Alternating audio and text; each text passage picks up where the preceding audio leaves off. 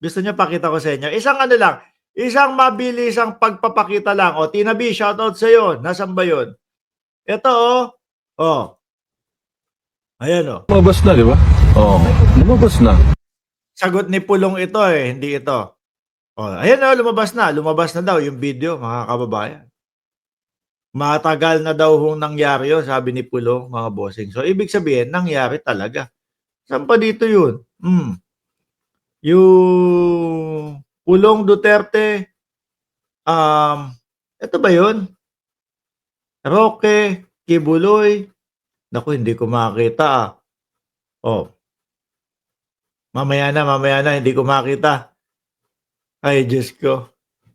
Lumalaplap sa gitna. Anyway, alisin ko na ho ito, mga kababayan. Ano po, dumako tayo doon sa susunod nating tatalakayin. Ngayon, mga bossing, naalala nyo, no? Meron pong nangyaring aksidente sa airport, mga kababayan. Nakakalungkot isipin, sabi ko nga sa inyo, ako, nung nakita ko yung video na yon, mga bossing, actually hindi ko talaga nakita. Nung ipinapasa sa akin o ipinapakita sa akin yung video na yon, mga kababayan, eh hindi ko kayang panoorin, eh. No? Talagang ini-scroll ko lang at sinusubukan kong wag makita dahil naaawa ako doon sa bata. Dahil sabi, 'di ba, namatay nga daw yung bata, no? Yan po, yan, natungkab po yan, mga kababayan. Natanggal, 'di ba? Stopper sana yan. Ano tawag nila diyan? Bollard? 'Di ba? Oh, stopper ho sana yan, mga kababayan. Ngayon, si Sasasot, mga bossing, alam ko nasa China si Sasot, eh, no? Si Sas, eh. Oh, may sinasabi, may pananagutan daw po ang NAIA diyan, mga kababayan. Well, totoo naman, 'di ba? May pananagutan ang Ninoy Aquino International Airport, mga bossing. Eh, kailangan yan talagang kapag bumangga o sumalpok, gaano man kabilis yan, eh talagang hihinto yung sasalpok dyan, mga bossing. Sabi ni Sas, may pananagutan ang naiya dyan. The car wasn't stopped by bollards. Ayun po, yung bakal na yon nga. 'Di ba? Sabi ni Patrick Joaquin, crush ni Takeru, iyang si Sas. Oo. Oh, eto. Natungkab, parang ang babaw nga lang ho ng pagkakakabit, mga boss, oh. 'Di ho ba? Yung sa ibang bansa talagang malalim ho ang pundasyon niyan at talagang kahit na 10-wheeler ang bumangga diyan, mga bossing, hindi tatagos o hindi lalagpas. Para na din po 'yan sa safety nung mga, kasi sa NAIA mga nakapila ho 'yan sa gilid, eh, 'di ba? Sabi ni Tina B, eh gawa 'yan nung panahon ni Digong. Oh, 'di ba? Diyan ho kasi, mga bossing, pagkalagpas ng bollard na yan, diyan na po nakapila yung mga OFW or kung hindi man diyan, nandiyan po yung mga naghihintay na pamilya, mga kababayan, or maghahatid na mga kapamilya, mga bossing. So ngayon, parang gusto nilang sisihin, eh, alam nyo na, si Pangulong Bongbong Marcos, no? Oh, the car wasn't stopped by bollards, no? A real bollard can destroy a car on impact. Pinanood ko nga ho, mga kababayan, merong mga talagang ibang klase, no? Durog na yung kotse, durog na yung 10-wheeler na truck, pero yung bollard nakatayo pa din ho. Pero eto, unang-una pa lang na nakikita natin, yung pinakapundasyon po, eh parang nakapatong lang. Yung tipo bang mga dalawang inches yung kapal, tapos sinemento na. So sa madaling salita ho, mga bossing, parang ipinatong lang po. Na ang kaya lang na sumandal o bumangga, eh yung taong nakatayo lang. Pero kapag sumalpok na ang kotse, yan nga po ang nangyayari, mga bossing, no? O eto yung bollard yung bollard na destroy. May kumupit ng nagpapagawa. Ayan. Ngayon, mga kababayan, Manila International Airport Authority, no? Financial report and highlights of the accomplishment performance. Ito po, mga kababayan, ay year 2019. Ayan po, kung makikita nyo po. Ano? Oh, kung makikita niyo po kung kailan nangyari at kailan ginawa doon sa Manila International Airport Authority. Oh, ito nakalagay dito. Financial highlights. Saan ba? Ay, nakalagay. Oh. Financial highlights. No. Letter A, condensed income statement interim. Oh, the following are the result of the operation and financial condition for CY 2019 as compared as CY 2018 and budget for 2019. Installation of security bollard at curbside area of NAIA Terminal 1, 2, 3, and 4. Magkano daw? 8 milyon yan, mga kababayan. No, cost price, 8 million.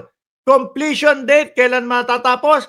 July 26, 2019. Sino po ang presidente nung panahon na ginawa po yung mga bollard na yan, mga kababayan? Sino po ang presidente sa panahon ng 2019? So, ano daw yung proyekto? Description, the project involved the supply and installation of security bollards at the curbside area NAIA Terminal 1, 2, 3, and 4. Ibig sabihin, lahat.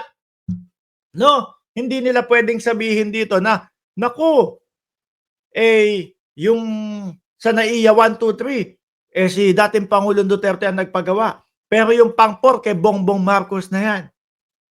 Hindi ho, mga kababayan. Kasi ayan, indicated, mga kababayan, na NAIA 1, 2, 3, 4.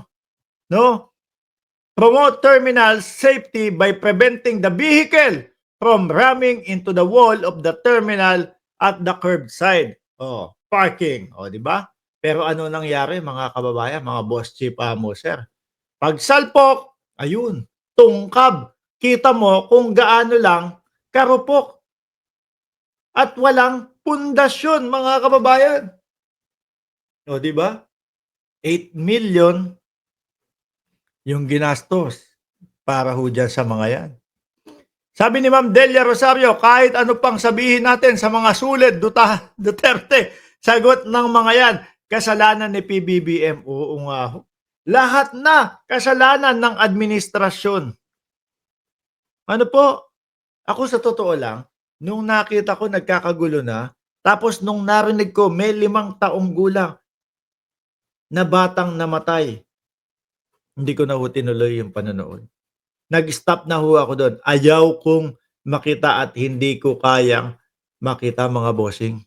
No?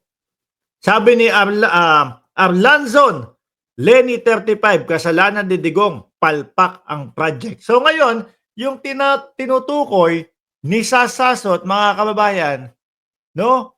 Na mayroong may kumupit ng pagpapagawa. Sino kaya yung kumupit na tinutukoy niya doon, no? Dahil ito ho, administrasyon ni dating Pangulong Duterte, mga kababayan.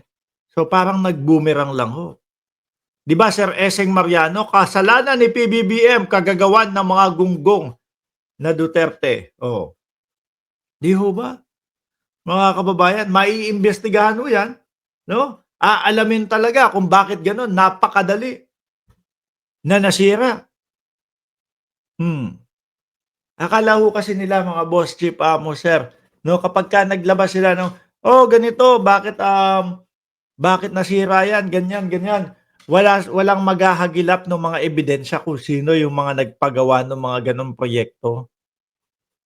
Sabi ni Ma'am Delia Rosario, di ang kumupit, di ang tatay nila, the best president para sa kanila. Sabi yan ni Ma'am Delia Rosario, di ba? Lagi kay BBM ang sisi ng mga Duterte. Correct ko. Mamaya pag-usapan natin yung pinost ni Tulfo, ni Ramon Tulfo, na sinisisi ni Inday Sara Duterte doon sa panlalaplap, no? Ang administrasyon. Akalain nyo yun, mga kababayan? Di ba? Ewan ko kung nasa na ang mga utak nitong mga ito ho, mga bossing. Unti-unti nang lalabasan pagkakorap ni Tatang Fentanyl. Yun nga ho, mga bossing, di ba? Nakikita yung mga problema ngayon. Di po ba? Nakikita yung mga problema ngayon. Kaya ngayon, nagtataka ako doon sa mga DDS, bakit tayo pa yung tinatanong nila? Mark Ramos, di ba dati sumusuporta ka sa mga Duterte? O bakit ngayon? Balimbing ka. Bakit umalis ka ng suporta kay dating Pangulong Duterte? Dahil sa mga yan.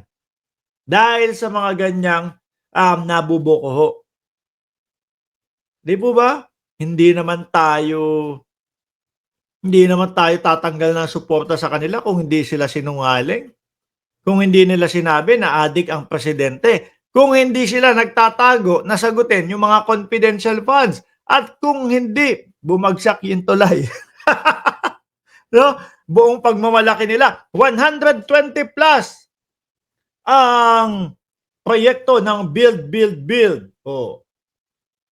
Tapos 12 lang yung nagawa. 12 lang yung natapos, mga kababayan. Sabi ni Chi, nag-comment, nag-message sa akin si Chi, bumagsak pa yung isa, Mark.